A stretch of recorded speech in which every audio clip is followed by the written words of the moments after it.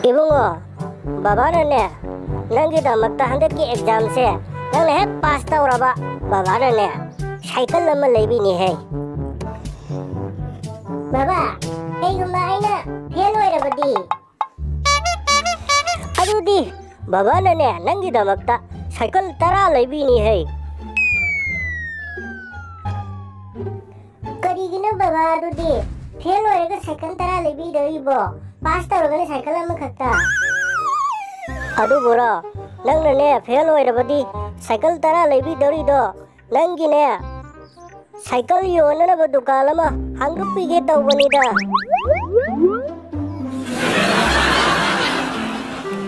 Bai tomba, ngasidi haksang se inung nungai tabum bosuda.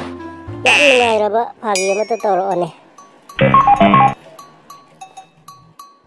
Yai bai, tawrakini. Masi joke se nang punsida kaw sing ngamoi bo.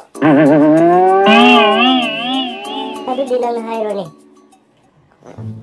Kanagumba apang bami amabune kamdauna ya amna lang taklana khoirang khoi sauna lage thamgade ge habisi nang khangra khangge bo bai kamdauna thamgade ge hairo ni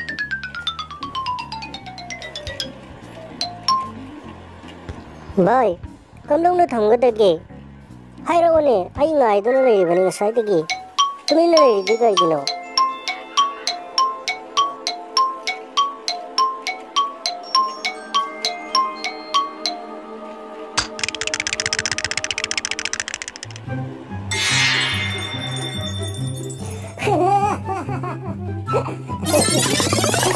Suara thamgade hone bai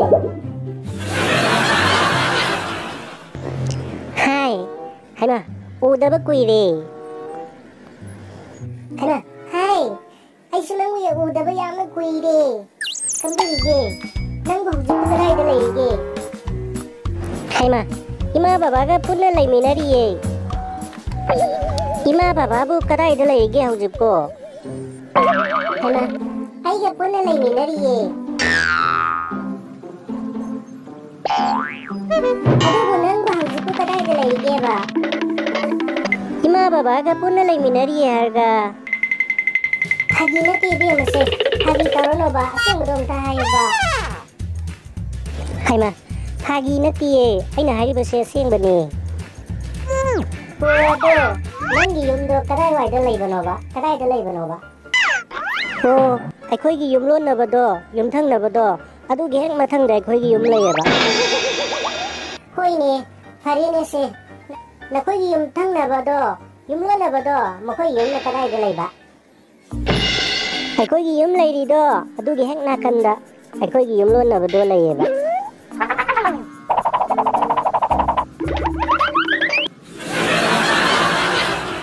tawratan telom da hangi tawni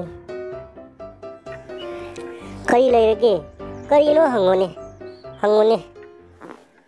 adu bura aigi girlfriend ne message tharak paganda IDK TYK hana irapa adu bu kari hai bano I don't know talk you later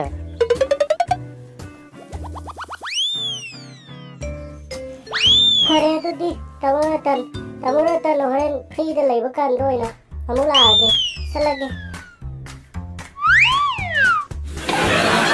mayamda nungairaba wari masa amakhatang kodol tamjari wari masa asige maming ya asatman hainari bani kuning kai banate thamoi kai bani ya sit banate khoidau sit bani asum situnata leibadagi mai mit pung pom khalaktuna doctor de yengalaga ya do sato hallore kalag hepel asitu ya nang sikhodana ya satki bang maduda lasing matu mama sikhalaga yumda halakle yum yorklabada I thoktre haiduna lasing do lauthokre mingsel pai duna yengloi khangpek khangni karino sidi khoidau bri sawgala I khoidau se sathi na siglakle aina lana urabra haiduna mingsel do seng na tai thoklaga munna amuk yengi ponadre magi doctor adubu mamit pandabra haiba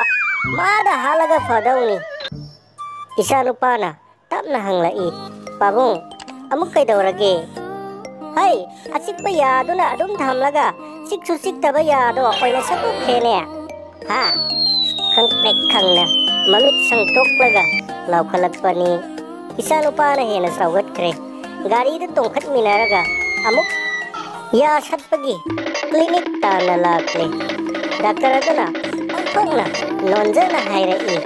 Soy kibani waru biranu handang muk satpagi di asat man laujararoi.